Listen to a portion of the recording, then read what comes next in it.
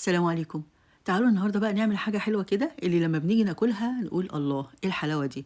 احنا بنجيبها من بره بأرقام بصراحة مبالغ فيها جدا، مع ان احنا لو عملناها في البيت هنعمل مثلا العظمة اللي انتوا شايفينها كلها دي بتمن ايه، قطعة ونص. وكمان سهلة قوي، يعني انتوا لو شفتوا طريقتها لحد الآخر هتقولوا يا نهار أبيض احنا على طول هنعملها في البيت.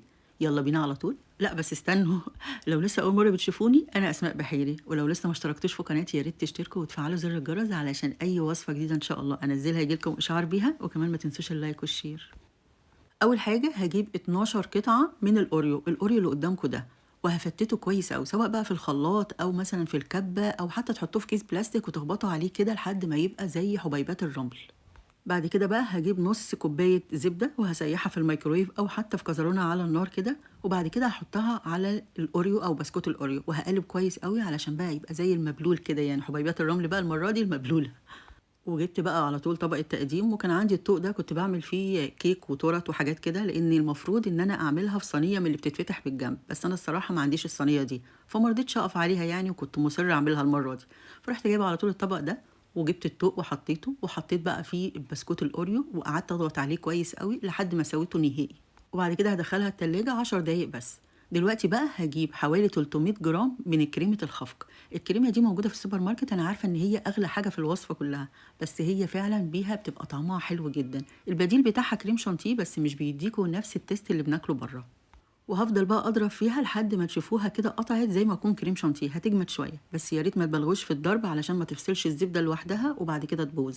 بعد كده بقى حطيت عليها ربع معلقه من الفانيليا وثلاث معالق كبار من سكر البودر، بس يا ريت ما تزودوش السكر البودر عن كده علشان ما تطلعش مسكره شويه. بعد كده بقى هجيب الجبنه الكريمي، انا المره دي جبتها السايبه من السوبر ماركت عادي لانها بتبقى رخيصه شويه. لو انتوا عايزين تحطوا المكعبات او تحطوا اللي هي الفيلادلفيا او اي نوع تاني براحتكم، بس دي بتبقى اقتصاديه شويه يعني، بما ان احنا بقى جبنا كريمه خفق فنوفر في حاجه تانية. وهقلب بقى كويس برضو مع بعضه كده لحد بس ما تختلط وتحسوا ان هي يعني جمدت شويه. وخلاص كده هلم بقى الجوانب بالسباتيولا. على فكرة السباتيولا دي طلعت من أدوات المطبخ الأساسية اللي لا غنى عنها. بعد كده بقى في حاجة هنا مهمة جدا، أولا دي معلقة من الجيلي بتاع الأناناس اللي هو الجيلي العادي اللي بنعمله، وحطيت عليها معلقتين مية بتغلي عشان الحبيبات دي تدوب بسرعة. بس بصراحة ما ادانيش الجيلي ده نتيجة الجيلاتينة الروعة اللي بتديهاني البودر اللي بجيبها من السوبر ماركت. انتوا لو لقيتوا الجيلاتينة البودر دي من السوبر ماركت هتبقى أحسن كتير، بس أنا بصراحة سمعت كلام حد كده وقال إن دي ممكن نستعوض بيها عن الجيلاتينة لو لقيناها، بس ما ادتنيش النتيجة على فكرة، يعني خلت الجبنة كده سايحة شوية. بعد كده بقى حطيت الجبنة على البسكوت الأوريو بعد 10 دقايق كده ما مسك كده في التلاجة، وهسيبها بقى في التلاجة مش أقل من 3 4 ساعات علشان الجبنة دي تمسك كده كويس وتبقى حلوة.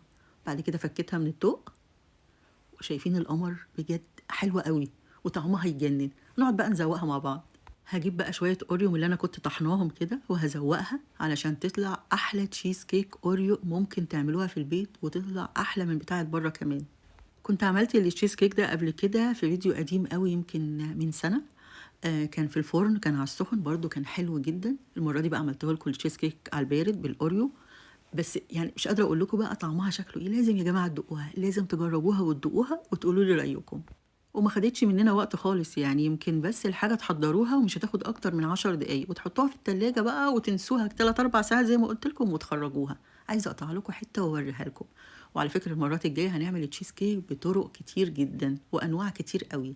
شايفين الخرطة دي؟ الخرطة الأولانية كانت صغيرة فقلت لا مش هطلعها لكم، طلعت بقى خرطة محترمة كده.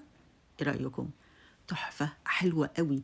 وزي ما قلت لكم الجيلاتينة كانت بتدي قوام أسمك من كده شوية، فانتوا هاتوا الجيلاتينة المرة الجاية، ولو ما لقيتوش بقى مضطرين يعني اعملوا زي. يا رب تكون سهلة ويا رب تكون عجبتكم، واتمنى تقولوا لي رأيكم ايه في التعليقات عشان ده مهم قوي بالنسبة لي. وألف هنا وشفا، والسلام عليكم.